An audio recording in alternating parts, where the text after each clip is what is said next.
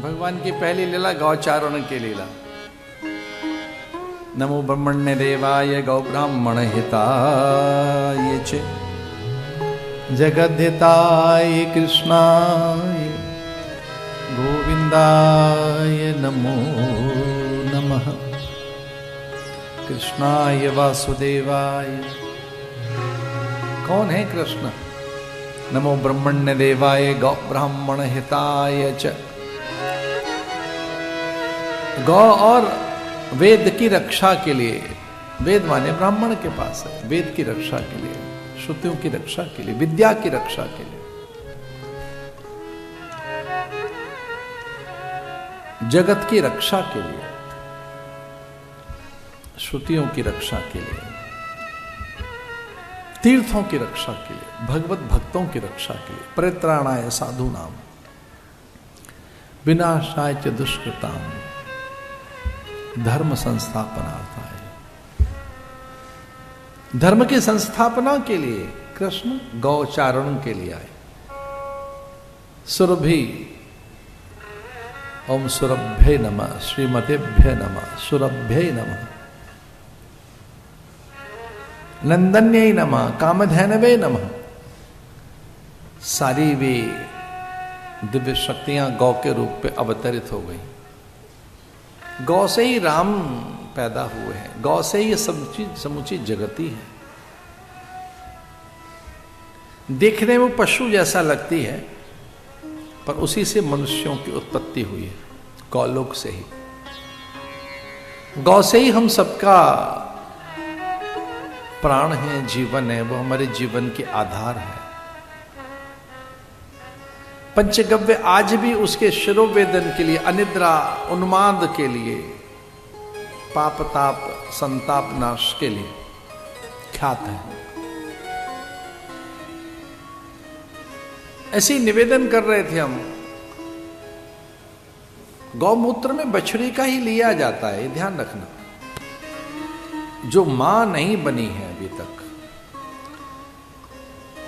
पंचगव्य में जो गौमूत्र की बात है, वो सेवन बछड़ी का किया जाता है, गर्भणी गाय का नहीं। गाय माता में भी बछड़ी का, जो अभी मां बनी नहीं, मूत्र उसी का लिया जाता है। और क्षमा कीजिए, गोबर भी पंचगव्य के लिए। रक्त वर्णा, श्याम वर्णा, विद्युत वर्णा, बिल्कुल श्यामा, एकदम एक भी बाल श्वेत न हो मां के देह पर, श्वेत न हो एक भी बाल, ऐसे श्यामा, इसके सींग हिल रहे हो, पूंछ उसकी धरती को छू रही हो, और अपने आप चलते समय सींग हिलते जाएं उसके, और उसका हुड, ये उसका मर्मस्थल उच्च हो, उसकी पूंछ धरती को छू रही हो, ऐसी गाय कपिला। उसकी तो कुछ भी बूंद ऐसी हैं कि सब प्रकार के व्याधियों का शमन करते हैं। औषधि में आज भी सर्वोत्तम औषधि गंगा और गौई तो है। आप हमारी बात को कितनी अतिशोक्ति समझेंगे, राम जाने, हमें तो इसकी कोई परवाह नहीं। पर विश्वास कीजिए, जो गंगा के गुण हैं वही गुण गौमूत्र के हैं, वही गुण। चूंकि गंगा का वास गौमूत्र में है, सभी देवताओं का वास गौ में है, गोबर में स्वयं लक्ष्मी का वास है। गौ में सब पितृ रहते हैं, देवगण रहते हैं, ऋषिगण रहते हैं, मरुदगण रहते हैं, सूर्य चंद्र भी वहीं रहते हैं। महादेव और नारायण का भी वास गौ में ही है। सबसे अंत में जो प्राणी गौ में वास करने आया, ये दो प्राणी ऐसे थे जो बहुत अंत में आए। सबसे अंत में और उससे पहले ये दो प्राणी रह गए जो आए ही नहीं गौवास करने। एक गंगा, गंगा ने कहा मैं स्वयं पवित्र हूं,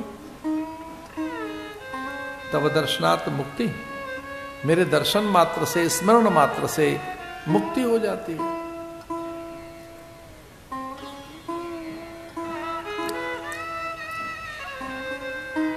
शरीरे जर्जरी भूते व्याधिग्रस्ते कलेवरे औषधम जाह्नवी तोयम वैद्यो नारायण हरि। नारायण जिस औषधि का ज्ञान कराते हैं वो मैं गंगा ही तो हूं, तो मुझे कहां जाने की आवश्यकता है। मैं स्वयं विष्णु के चरणों से निकली हूं, विष्णु पदगामिनी। मैं स्वयं ब्रह्म कमंडल में बैठकर ब्रह्मा द्वारा वंदित सेवित पूजित हूं। मैं ब्रह्मवादिनी, मैं माधव की पूजित हूं, ब्रह्मा द्वारा पूजित हूं, महादेव के मस्तक पर रहती हूं। मैं त्रयोग सिद्धिकार गंगा, मैं क्यों जाऊं, कहां जाऊं, क्यों जाए।